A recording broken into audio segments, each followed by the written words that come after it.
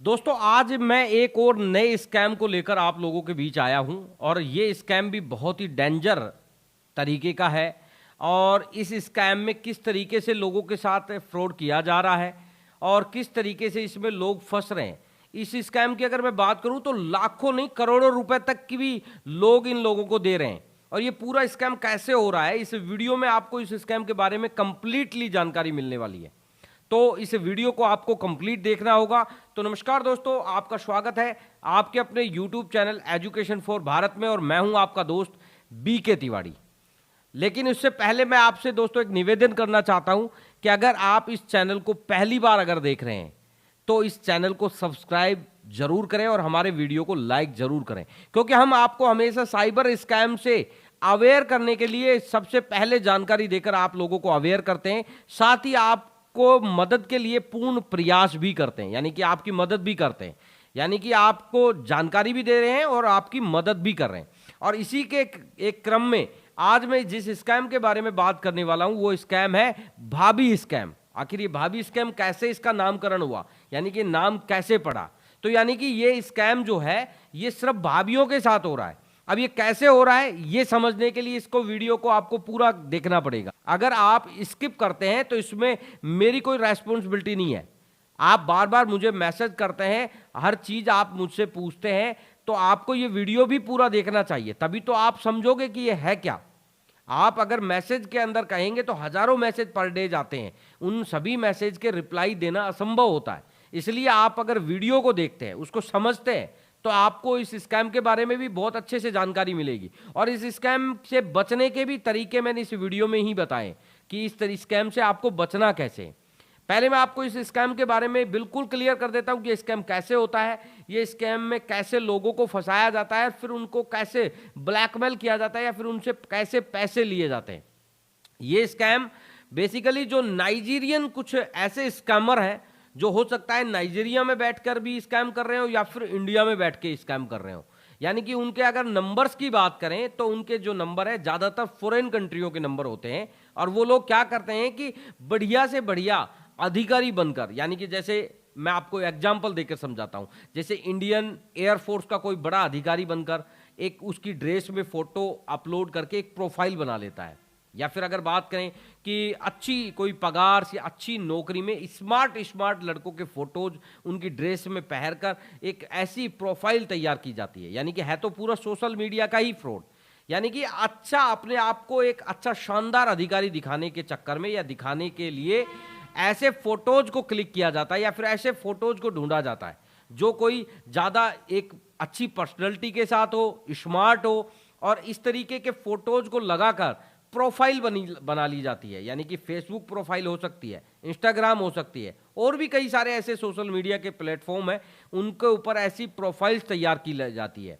और उसके बाद महिलाओं को रिक्वेस्ट सेंड की जाती है, यानी कि फीमेल को, जो शादीशुदा महिला है उनको रिक्वेस्ट सेंड की जाती है। और जैसे ही रिक्वेस्ट एक्सेप्ट हो जाती है तो उनसे कांटेक्ट करके, उनसे चैटिंग करके, उनसे बात करने की कोशिश की जाती है। अब जब बात स्टार्ट हो जाती है, या फिर अगर बात करूं कि इस स्कैम को भाभी का नाम इसीलिए दिया है, भाभी स्कैम इसीलिए बोल रहे हैं कि इसमें शादीशुदा महिलाओं को ही ज्यादा से ज्यादा टारगेट किया जाता है। और जब उन महिलाओं से चैटिंग होती है तो अपने आप को या तो नेवी का कोई बड़ा अधिकारी या फिर कोई बड़े इंस्पेक्टर के बारे में, या फिर जैसे कस्टम का कोई बड़ा अधिकारी, या फिर इंडियन एयरफोर्स का कोई बड़ा अधिकारी, इस तरीके से बड़े अधिकारी के बारे में बताया जाता है। और स्मार्ट फोटो रहता है, तो यानी कि जो भाभियां हैं वो भी बहुत जल्दी ही आकर्षित हो जाती हैं कि यार ये तो बढ़िया स्मार्ट है ना, स्मार्ट है और बढ़िया पोस्ट पे है। फिर वो लोग क्या करते हैं कि उनसे चैटिंग करते हैं, और चैटिंग में 5 से 7 दिन तक उनसे समय स्पेंड होता है, यानी कि टाइम निकलता है। टाइम निकलने के बाद कहते हैं ठीक है मैं अभी इस कंट्री में हूं, उस कंट्री में हूं, यानी कि कई कंट्रियों के हवाले दिए जाते हैं। वहां से आपके लिए बड़े बड़े गिफ्ट भेजने का वादा किया जाता है। अब वहां से कहेंगे कि आपके लिए मैं कुछ गिफ्ट भेज रहा हूं, और उसके आपको फोटोज भी शेयर कर सकते हैं, जैसे कि आपको आईफोन या फिर अदर जो कंट्री है उनकी करेंसी, आपके लिए कोई ज्वेलरी, इस तरीके के आइटम भेजने के आपको बाकायदा फोटो भी भेजते हैं। और साथ ही आपको एक कोरियर की स्लिप भी देते हैं, और जब आप उस कोरियर को जाकर उस आईडी पर ट्रैक करते हैं तो आपके सामने वो कोरियर चलता हुआ भी दिखाई देता है। और वो कोरियर धीरे धीरे आपको 2 से 4 दिन में दिखाई देता है कि वो इंडिया में एंट्री कर रहा है, यानी कि इंडिया के पास आ गया है, यानी अब आपके पास बहुत ही जल्दी वो डिलीवर्ड होने वाला है। और उसके बाद आपके पास एक कस्टम अधिकारी का फोन आता है।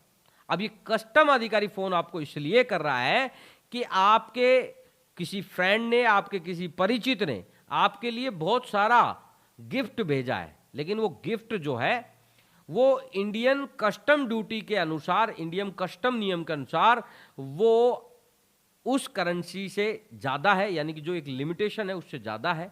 और इसके लिए अब आपको कस्टम ड्यूटी देनी पड़ेगी, यानी कि जो कस्टम डिपार्टमेंट है वो आपके ऊपर जो कॉल कर रहा है, आपके नंबर पर जो कॉल आ रहा है वो इसलिए आ रहा है कि अब आपको कस्टम ड्यूटी देनी पड़ेगी, तभी आपके यहां पर डिलीवर्ड होगा, अन्यथा आपकी जेल भी हो सकती है। क्योंकि हमने कई जगह ऐसा भी देखा है कि किन्हीं लोगों ने मना कर दिया कि हमें नहीं चाहिए भाई, कस्टम ड्यूटी लगे ना लगे, हमें बिल्कुल कस्टम ड्यूटी नहीं देनी है, आप रख लीजिए।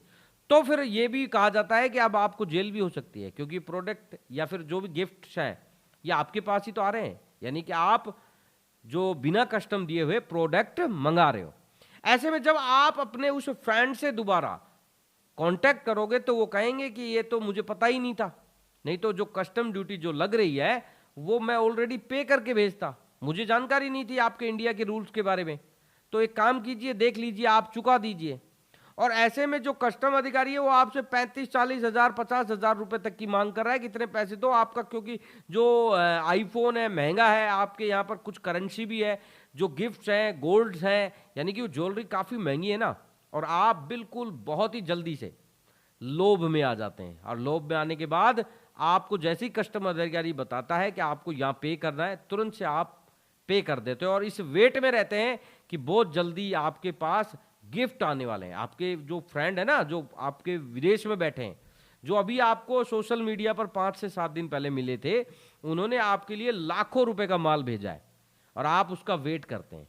और उसके बाद कस्टम अधिकारी हो सकता है आपको 2 दिन बाद फिर फोन करें और कहे कि हमारी कुछ गलतियां रह गई थी या मिस्टेक रह गई थी, वो आपको जो कस्टम ड्यूटी बताई थी वो कम बता दी, इसलिए अब आपको इतने पैसे और पे करने पड़ेंगे। यानी कितनी बार भी फोन कर सकते हैं, क्योंकि आपने अगर पैसा दिया है ना तो वो 2 से 3-4 बार कोशिश करेंगे आपसे ज्यादा से ज्यादा पैसा निकलवाने के लिए।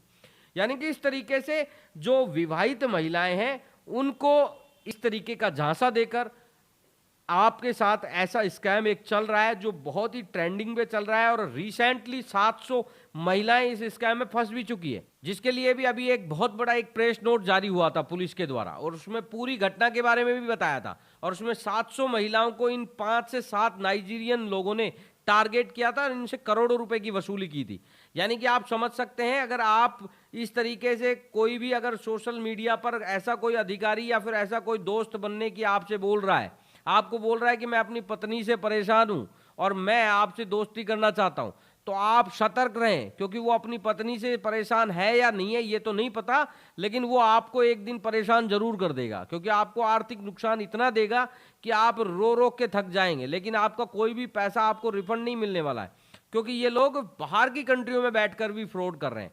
और ऐसे फ्रॉड हमारे देश में बहुत ज्यादा चल रहे हैं। यानी साइबर क्राइम की अगर बात करें तो अभी लगातार 2-3 सालों से इन तरीके के क्राइम में काफी ज्यादा ग्रोथ हो रही है।